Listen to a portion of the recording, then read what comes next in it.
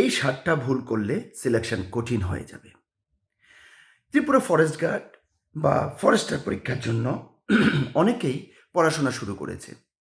কেউ জিকে পড়ছে, কেউ ইংলিশ ক্লাস করছে, কেউ ম্যাথস করছে। শুধু একটা কথা পরিষ্কারভাবে বলি, শুধু পড়লেই সিলেকশন হবে না। অনেক ছাত্রছাত্রী পড়াশোনা করেও পিছিয়ে যায়, কারণ তারা ভুলভাবে প্রিপারেশন করে। আজ আমি এমন ৭টা ভুল বলবো যেগুলো করলে সিলেকশন কঠিন হবে।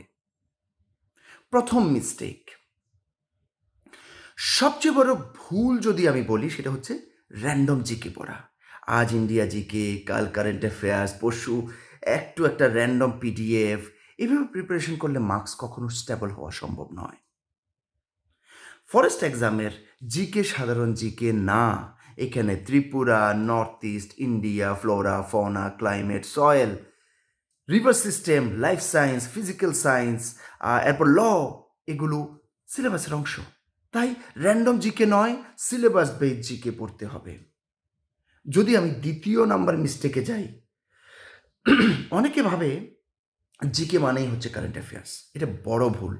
ফরেস্ট গার্ডে জিকে ১২০ মার্কের, ফরেস্টারে ১০০ মার্কের। এত বড় সেকশন শুধু কারেন্ট অ্যাফেয়ার্স দিয়ে কভার হবে না। Tripura GK, forest related GK, river system, soil, wild life, environment, এগুলো ভালোভাবে না পড়লে স্কোর একদম আটকে যাবে। আমি যদি তৃতীয় মিস্টেকের কথা বলি, সেটা হচ্ছে মক টেস্ট না দেওয়া। অনেকে বলে আগে সিলেবাস শেষ করি তারপর মক দেব, কিন্তু সিলেবাস কখনো পুরোপুরি শেষ মনে হবে না। চিন্তা করে দেখো, মক টেস্ট শুধু মার্কস দেখার জন্য নয়, কিন্তু মক টেস্ট আপনার ভুল দেখায়, কোন টপিকে দুর্বল, কোথায় সিলি মিস্টেক হচ্ছে, টাইম ম্যানেজমেন্ট কেমন হচ্ছে, এগুলো মক ছাড়া ধরা যায় না।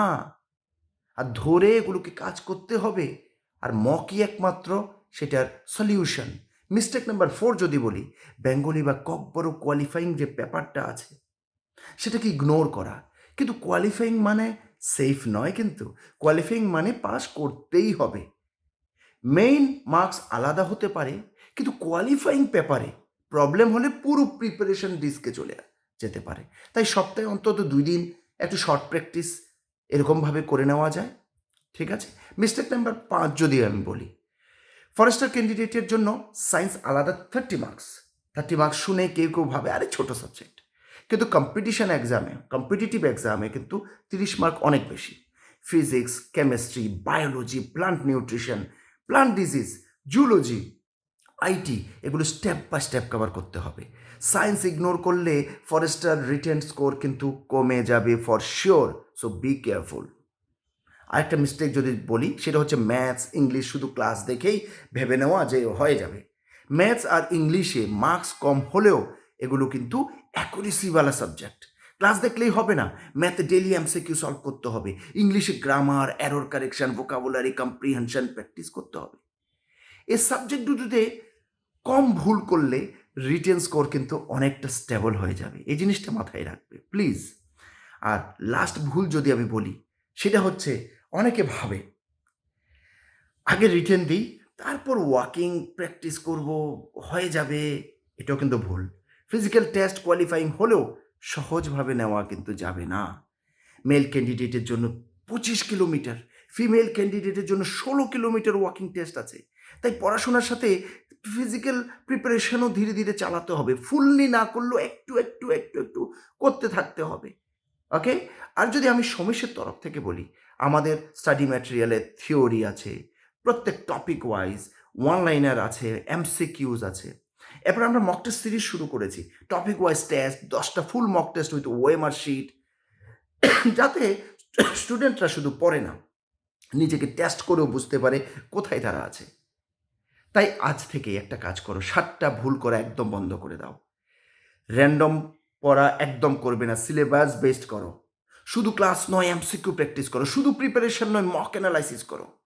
সিলেকশন কিন্তু কঠিন তখনই হয় যখন প্রিপারেশন ডাইরেকশন ছাড়া হয়। সুতরাং ডাইরেকশন নিয়ে একটা মাথার মধ্যে ডাইরেকশন বানাও, বানিয়ে ওই হিসাবে প্রিপারেশনটা চালু রাখো।